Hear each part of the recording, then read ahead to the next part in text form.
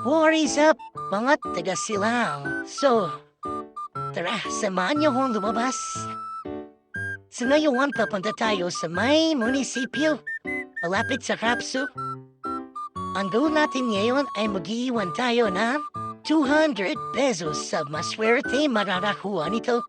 So, alam niyo na to. Si- So, nasasabutan na tayo. Punta na tayo dito sa may munisipyo.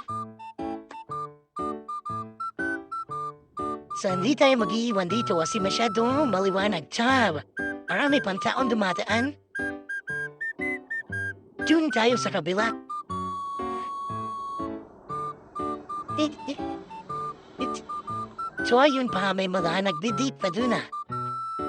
Naabala siguro.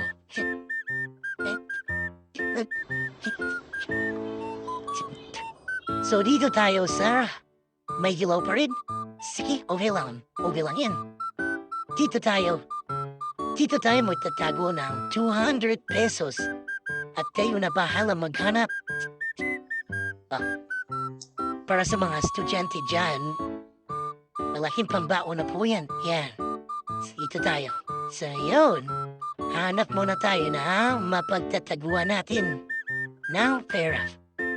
So, sa mga estudyante dyan sa Capsu na dumadaan dito sa area na to, alam nyo na to. So, yun yung 200 pesos kasama no ating sticker.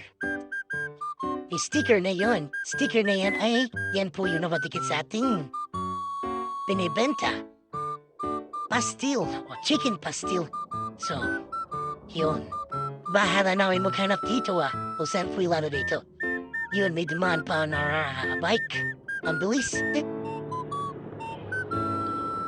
Ito natin itatago.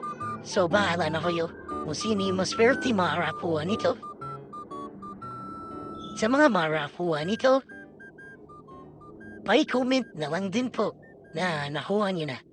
Thank you. Bye-bye. Bye-bye.